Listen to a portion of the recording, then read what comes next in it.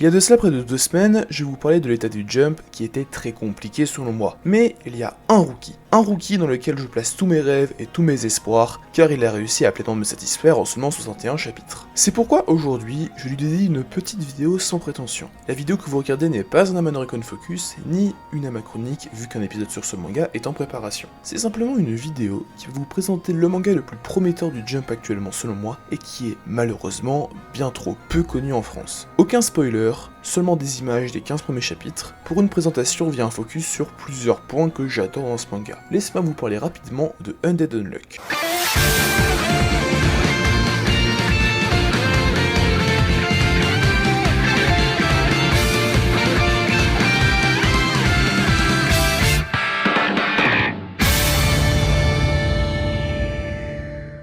Undead Unluck est un manga écrit et dessiné par Yoshifumi Tozuka, débuté en janvier 2020 dans le Weekly Shonen Jump et qui compte actuellement 61 chapitres pour 5 tomes, le 6ème sortant le 30 avril 2021. Il nous raconte l'histoire de Fuko Izumo, jeune fille de 18 ans qui est extrêmement malchanceuse. En voulant se suicider afin d'arrêter de causer des souffrances aux autres, elle se fait sauver par un homme immortel, un certain Andy, qui lui apprend que sa malchance n'est pas le fruit du hasard. Elle est une négateur, personne qui peut annuler une règle du monde, dans son cas la chance, là où Andy peut lui annuler la mort. Ils se retrouveront par la suite membres de l'Union, organisation composée de négateurs qui cherchent à tuer le créateur de ces règles, l'origine de leur souffrance, Dieu. Le scénario de Undead Unluck est loin d'être original au premier abord. Je le conçois, ça fait un peu bizarre de décrire ça, et même le synopsis qui est donné, que ce soit par la Shueisha elle-même ou même relié par différents sites, est assez étrange. Je le conçois, le scénario est très loin d'être original au premier abord, tout comme les personnages qui jouent beaucoup dans le classicisme au départ, même si tout cela va bien sûr évoluer dans le très bon sens du terme.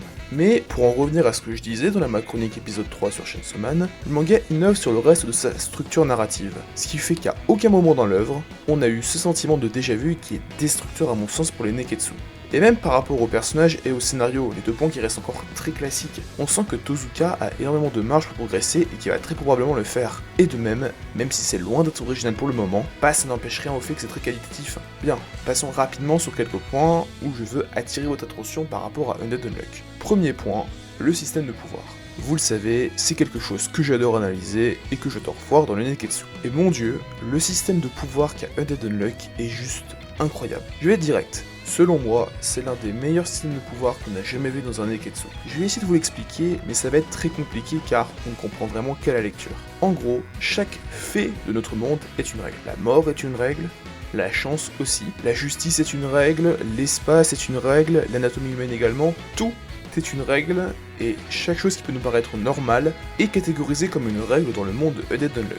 Les négateurs sont donc des humains ayant la faculté d'annuler une règle soit sur eux-mêmes, comme Andy, Undead, qui annule sa propre mort, soit sur les autres, comme Fuko, Unluck, qui annule la chance des autres. A l'inverse des négateurs, on trouve les Uma, monstres pouvant prendre toutes les formes possibles et imaginables, qui eux incarnent ces règles et qui les utilisent en combat. Par exemple, Luma Spoil ne va certes pas sur Twitter spoiler le dernier chapitre de One Piece, mais il est capable de transformer les gens en zombies, car c'est ça le sens de base du mot spoil. Et de là découle un système de pouvoir, et surtout des combats qui sont plus qu'intelligents et bien pensés, car les pouvoirs sont généralement tout sauf offensifs, laissant un gros côté stratégique. Chaque pouvoir de Undead Unluck est une vraie petite pépite de génie et de réflexion de la part de son auteur, qui a clairement réussi à créer un système ultra original. Et surtout, quelque chose qui est très novateur et très intéressant selon moi, c'est que Tozuka présente ses pouvoirs comme des malédictions dans tous les sens du terme. Certes, c'est quelque chose qui a existé auparavant dans pas mal de Neketsu. À la base, Baggy ne voulait pas souffrir du démon. L'alter d'Eri dans MHA est traité comme une malédiction. Mais là, aucun négateur ne voulait devenir comme ça. Chacun était maudit par cela et tous ressentent une haine par rapport à cela. C'est quelque chose qui me passionne et j'ai hâte de découvrir le passé de chaque membre de l'Union, surtout qu'on nous le décrit comme étant assez tragique. On a déjà vu quelques-uns, notamment Shen, mais aussi les passés de Andy et de Fuko, et ça envoyait déjà du très lourd. Alors pour la suite, ça va être encore mieux je pense. J'aurais aussi pu vous parler des artefacts, objets qui contiennent et peuvent utiliser une règle, c'est pas très clair, mais bref. Ok, le système de pouvoir c'est très bien, celui de Undead Unluck est incroyablement cool,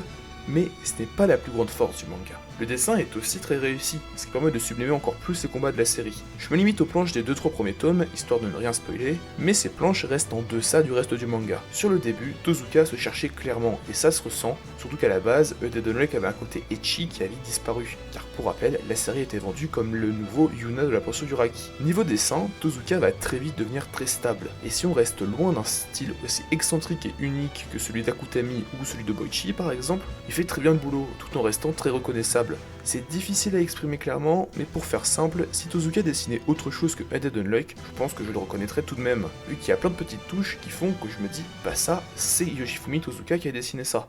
C'est un dessin qui est clair et efficace, et donc qui est loin, très loin d'être moche même, et ça permet plusieurs planches vraiment très belles, surtout dès le début. Il y a une grosse planche qui est sublime dès les chapitres 8-9, je vous la mets à l'écran.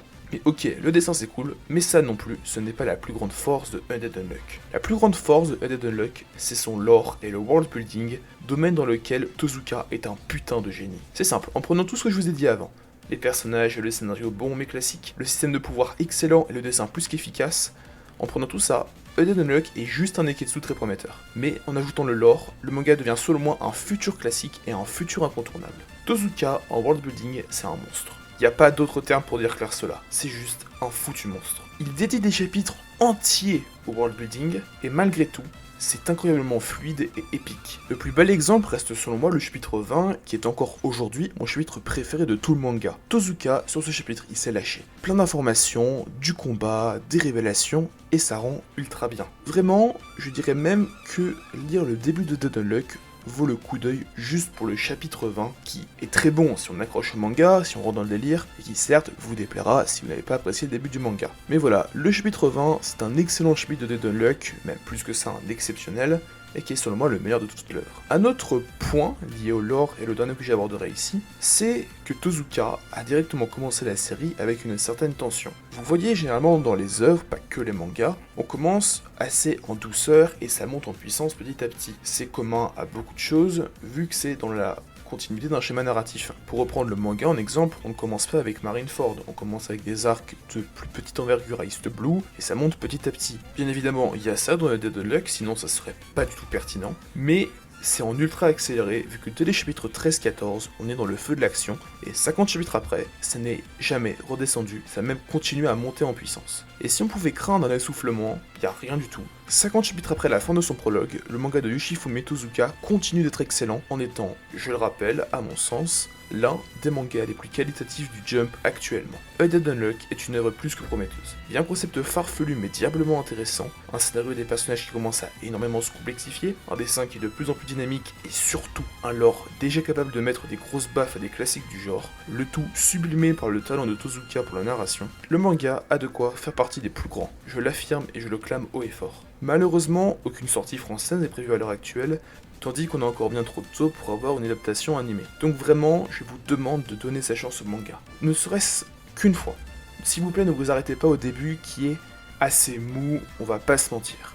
Les 5-6 premiers chapitres ont encore cette marque très ecchi que la Shueisha voulait à la base, et c'est vraiment à partir de l'arc Unchange que le manga commence vraiment à décoller. S'il vous plaît, je me répète, donnez sa chance à Headed Unluck. Essayez via les scans, c'est la seule manière de découvrir le manga actuellement. Que ce soit via Manga Plus ou pour les nouveaux anglophones, via la VF de Unexpected en attendant la sortie française officielle, car oui, il faut bel et bien soutenir Tozuka pour son boulot de malade mental. Je me répète une dernière fois, donnez sa chance à ce futur grand Neketsu s'il vous plaît. Merci à tous d'avoir vu cette petite vidéo tranquille. Ça faisait très longtemps que j'avais pas fait autre chose qu'un Amano-Recon ou une Amachronique et ça commençait à me manquer. Peut-être que je continuerai à en faire d'autres sur des mangas assez méconnus, histoire de vous faire découvrir des trucs. De même, je tenais à vous remercier pour l'incroyable accueil que vous avez réservé à la Macronique sur Chainsaw Man, juste pour votre soutien de plus en plus croissant. On est quasiment 650 sur la chaîne. D'ailleurs, n'hésitez pas à vous abonner, à nous suivre sur mes différents réseaux. Et en attendant, moi je vous dis à la prochaine. Amano, out.